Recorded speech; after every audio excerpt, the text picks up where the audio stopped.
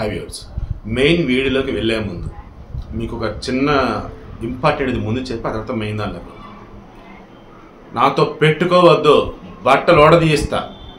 Vijayasai Reddy mass warning ఇచ్చాడంటూ తెగ news మీద న్యూస్లు ఇస్తున్నారు. ఎందుకంటే విజయసాయిరెడ్డి ఇప్పుడు ట్విట్టర్లో ఏం పెట్టాడంటే, ఈ లిక్కర్ కుంభకోణానికి సంబంధించి నేను జస్ట్ కొంత శాంపిల్ ఇచ్చాను రా బాబు, వెయిట్ చేయండి, దర్యాప్తు సంస్థలకి నేను మొత్తం సహకరిస్తా, బట్టలు ఓడ తీపిస్తా మీ అందరిదని చెప్పేసాను నేను. అంటే ఏమంటాడు ఇక్కడ, రూబ నేను పతిత్తుని, నేను పతివ్రతని, నేను అసలు ఏ తప్పు చేయలా, నేను సచ్చీలుణ్ణి, సత్యవంతుణ్ణి, నేనేం చేస్తాను తెలుసా, తప్పు చేసిన వాళ్ళు వదలని రోయ్, అందరూ లోపలేపిస్తా, తప్పు చేసిన వాళ్ళు ఎవరైతే ఉన్నారో వాళ్ళందరూ కూడా బట్టలు ఓడి తీపిస్తా, నేను ఓడదీను, ఇన్వెస్టిగేషన్ చేసిన వాళ్ళు ఓడదీస్తారు. అంటే ఏమంటున్నాడు, నేను మంచివాడిని, కూటమి ప్రభుత్వానికి నేను సహకరిస్తాను, జగన్మోహన్ రెడ్డి గవర్నమెంట్లో ఏం జరిగిందంటే మొత్తం బయట పెడతాను, ఇదే అంటున్నాడు.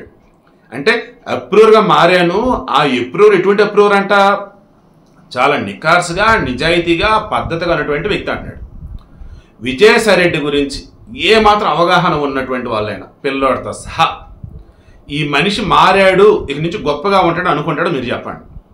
నేను అడుగుతాను, స్ట్రైట్గా అడుగుతున్నా. విజయసాయిరెడ్డి గారు గతంలో మీరు తారకరత్న చనిపోయినప్పుడు నందమూరి కుటుంబంతో కావచ్చు, నారావారి ఫ్యామిలీతో కావచ్చు, ఆ ఉన్నటువంటి సమయాలు ఎలా ఉన్నారు, వన్స్ అది అయిపోయిన తర్వాత మరలా మీరు పెట్టిన పోస్ట్ ఎంత భయంకరంగా ఉన్నాయి, వైలెంట్గా ఉన్నాయి, జుగుప్సాకరంగా ఉన్నాయి, మీరే చెప్పండి. ఒకవేళ మీ అకౌంట్లో ఏమన్నా వేరే వాళ్ళు హ్యాక్ చేస్తారా, పోనీ వేరే వాళ్ళు పార్టీ వాళ్ళు వాడుతున్నారు, పోనీ అదని చెప్పండి. మీరు రామోజీరావు గురించి కానీ, రాధాకృష్ణ ఏబిఎన్ కానీ, చంద్రబాబు గురించి కానీ, లోకేష్ గురించి కానీ, ఒక పవన్ కళ్యాణ్ మీరు వదిలేసేవాళ్ళు అంతే. అదేమో మీ ఫ్రెండ్ అని చెప్పేవాళ్ళు, మరి ఫ్రెండ్ కాదని ఆయన చెప్పాలి. ఎంత ఘోరంగా పోస్టులు పెట్టేవాళ్ళు అసలు మీరు, మీ వయసు దాకా పోస్ట్ అసలు ఒక్కటనే ఉండేది అప్పట్లో, ఆడామగా తేడా లేకుండా ఎంత దారుణంగా పెట్టేవాళ్ళు అసలు మీరు. అటువంటి మీరు ఈరోజు మారాడు అనగానే అంత నమ్మేయాలా? విషసర్పం ఎప్పటికీ విషాన్ని కలిగే ఉంటుంది, అది ముసిలిదైనా పెద్దదైనా పిల్లైనా విషం బాగుంది దాన్ని ఒంట్లో నుంచి. అలా మీరు కూడా అంతే. మీకు ఇక్కడ వచ్చేసేది ఇబ్బంది ఉంది, ఏమాత్రం తేడా మనం కూడా లోపలేస్తారా బాబు అనుకొని ఇప్పుడు మీరు ఈ రకంగా నటిస్తున్నారో నాకు అనిపిస్తుంది, అందరికీ అదే అనిపిస్తుంది.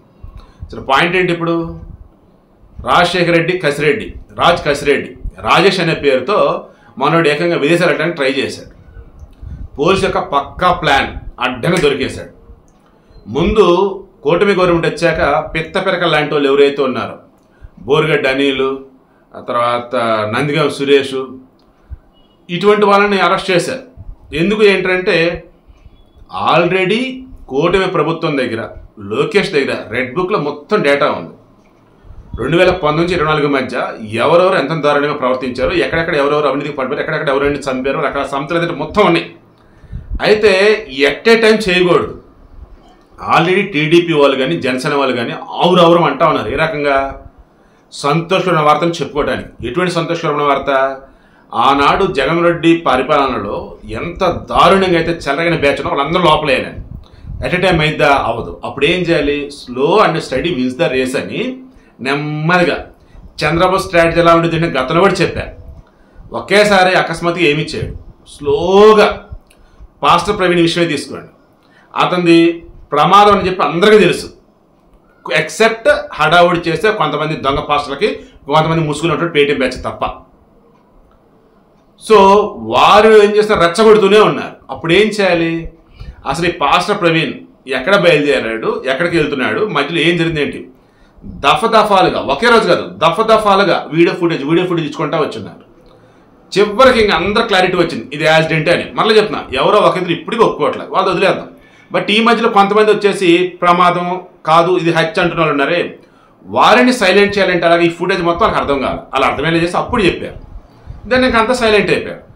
ప్రవీణ్ వాళ్ళ ఫ్యామిలీతో వాళ్ళు ఎప్పుడో కూల్ అయిపోయారు. Cool is nothing but investigation నడుస్తుంది, ఏ రిజల్ట్ ఏదైనా సరే కరెక్ట్గా ఇస్తారులే అని. ప్రమాదం అని చెప్పాక వాళ్ళు ఇంకైతే దేవుడు ఇక్కడ వరకు విధిరాత రాశాడు అనుకున్నారు. సో ఇప్పుడు నేను చెప్పేది కూడా ఏంటి, ఇక్కడ కూటమి గవర్నమెంట్లో ఎవరైనా అరెస్ట్ చేయాలన్నా, ఎవరైనా టార్గెట్ చేయాలన్నా ఫస్ట్ వాళ్ళకు ముందు చిన్న చిన్న చేపలు ఏమున్నాయి అని చూసుకోవాలి. అలా ఈ బోరుగడ్డ కానీ, వర్రా కానీ, ఇలా వగేరా మరికొంతమంది వీళ్ళేంటి చిన్న చిన్న చేపలు,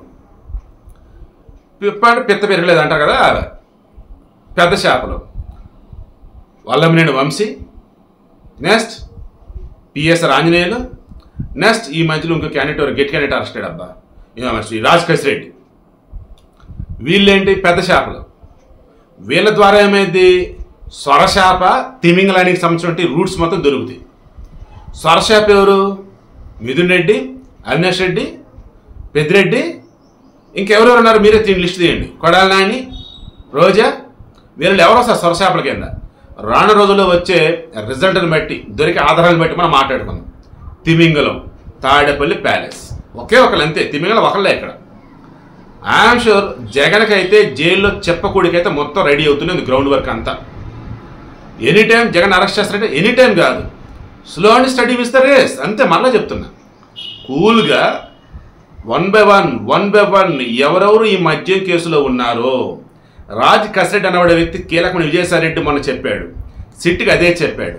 సిట్ దగ్గర ఆల్రెడీ ప్రూఫ్లుని రాజ్ కసిరెడ్డి తీసుకొచ్చి విచారిస్తున్నారు. అతను వచ్చేసి నేను ఐటీ సలహాదారు నాకేం తెలియదు అంటాడు. మరి ఇదేంట్రా బాబు అని చెప్పేసి మొత్తం ముందు పెట్టారు. ఆల్రెడీ అరవింద్ వాళ్ళ దగ్గర తీసుకున్న డబ్బులతో వీళ్ళు ఏ డిస్టిలరీస్ని కొన్నారు, ఏ బేవరేజ్ దగ్గర నుంచి సప్లై చేస్తున్నారు, గవర్నమెంట్కి ఇచ్చింది ఎంత, వీళ్ళు బయట అమ్ముకునేది ఎంత, ఈ లిక్కర్కి సంబంధించేసి అమ్మకాలకు సంబంధించేసి జరిగిన లావాదేవీలు బయట చూపింది ఎంత, చూపింది ఎంత, ఏ డబ్బు ఎటు వెళ్ళింది ఏంటి మొత్తం కూడా ఆల్రెడీ ఏసీబీ దగ్గర ఉంది, సిట్ వాళ్ళ దగ్గర ఉంది, పోలీసుల దగ్గర ఉంది, కూటమి గవర్నమెంట్ దగ్గర ఉంది, పాలకుల దగ్గర కూడా ఉంది. ఇంకేముంది, అన్నీ కూడా రెడీ అయిపోయాక జనాలు మొత్తం ఇంక ఎదురు చూస్తూ ఉంటారు. అదిరా అన్ని బయట పెట్టేశారా, ఇంక అరెస్ట్ చేయడం మిగిలిందిరా. అప్పుడు ఎవ్వడ నోరెత్తకుండా అప్పుడు అరెస్ట్ చేస్తారు. చంద్రబాబు నాయుడు ఎట్లా అరెస్ట్ చేశారండి, ప్రాపర్ ప్రూఫ్ చూపేట్లా, నోటీస్ ఇచ్చింది లేదు, అప్పటికప్పుడు ఏకైక అరెస్ట్.